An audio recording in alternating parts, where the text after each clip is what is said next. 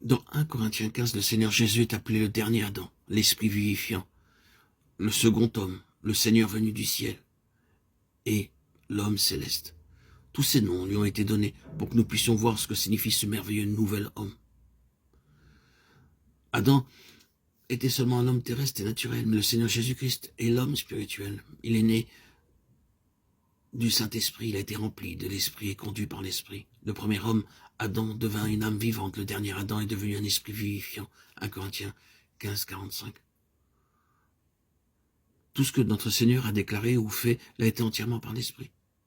Chaque parole qu'il a prononcée était pleine de puissance. Bien que le premier homme vécut 930 ans, il n'était qu'un homme terrestre avec un corps d'argile. Mais le Seigneur Jésus, le Seigneur venu du ciel, son corps n'a pas connu la corruption. Il ne se dégageait aucune odeur nauséabonde du sépulcre dans lequel son corps avait été placé, sorti du tombeau avec un corps glorifié. Imaginons un jeune homme se tenant à côté de son père. Vous remarquerez une ressemblance entre eux deux. Alors imaginez son grand-père et ainsi de suite jusqu'à Adam, ensemble côte à côte. Chacun d'eux ressemblera à son père, soit par son visage, sa tête, ses mains, son nez ou quelques traits particuliers. Nous avons tous quelque chose en commun avec le premier homme, Adam.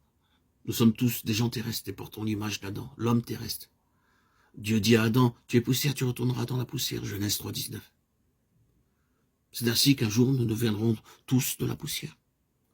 Nos corps ne peuvent pas demeurer pour toujours. L'homme et tout ce qu'il possède retourneront un jour à la poussière.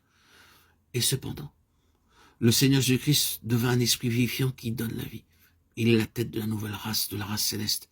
Et il nous a introduits dans cette réalité. C'est pourquoi l'apôtre Paul déclare, et de même que nous avons porté l'image du terrestre, nous porterons aussi l'image du céleste. 1 Corinthiens 15, 49. Oh, quel mystère. Nous serons tous semblables à lui. Même les anges seront étonnés quand ils verront son image glorieuse en nous. Voici, je vous dis un mystère. Nous ne mourrons pas tous, mais tous nous serons changés en un instant, en un clin d'œil. À la dernière trompette, la trompette sonnera et les morts ressusciteront incorruptibles et nous serons changés.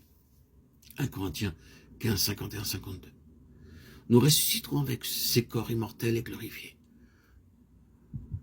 L'œuvre du salut sera achevée en nous, en ce jour. Et même les anges s'étonneront de notre beauté et de notre gloire.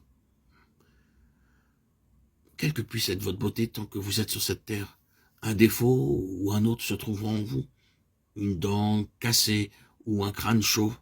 Mais en ce jour, lorsque vous recevrez un corps glorifié, même les anges seront incapables de trouver en vous le moindre défaut. Le Seigneur fait de vous un nouvel homme.